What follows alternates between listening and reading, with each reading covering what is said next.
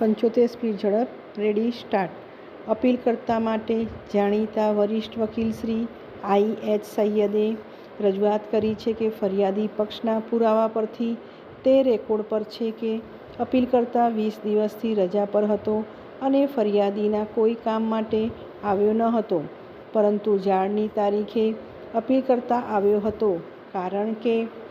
તેના સુપિરિયર અધિકારીએ તેને કોઈ મહત્વપૂર્ણ કામ માટે બોલાવ્યો હતો કે સમગ્ર પુરાવામાં ફરિયાદી અપીલકર્તા દ્વારા કરવામાં આવેલી માંગ અંગે સ્પષ્ટ નથી.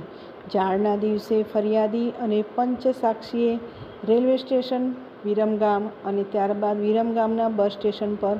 તપાસ કરી હતી અને પંચ સાક્ષીએ સ્પષ્ટપણે જણાવ્યું હતું કે ફરિયાદી ગુસ્સે હતો અને નારાજ હતો અને તેણે કહ્યું હતું કે આજે કોઈ પણ કિંમતે અપીલકર્તાને ફસાવશે. વધુમાં, પંચ સાક્ષીએ જણાવ્યું છે કે ફરિયાદીના બંને હાથ પર એન્થ્રેસીનનો પાવડર મળી આવ્યો હતો અને જો પંચ સાક્ષીના પુરાવાનો અભ્યાસ કરવામાં આવે તો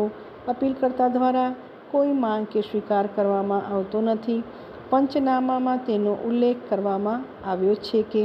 ફરિયાદીએ જણાવ્યું હતું કે ચલણી નોટોની ગણતરી કરવામાં આવી હતી અને પંચ સાક્ષીના નિવેદનમાં ફરિયાદીએ અપીલકર્તાને તે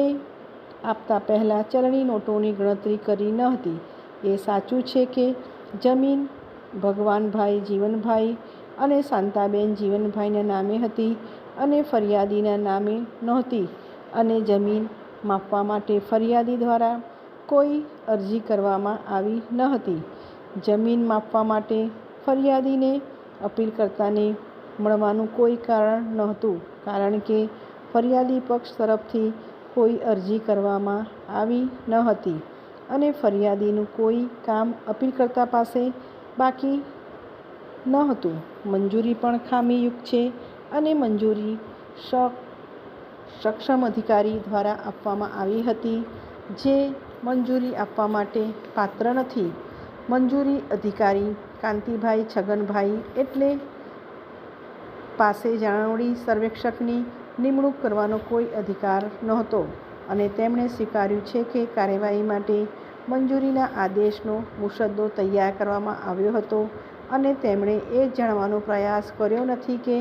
જમીન અપીલકર્તા દ્વારા માપવામાં આવી હતી કે નહીં અને આ સ્પષ્ટપણે સૂચવે છે કે મંજૂરી વિવેકના ઉપયોગ વિના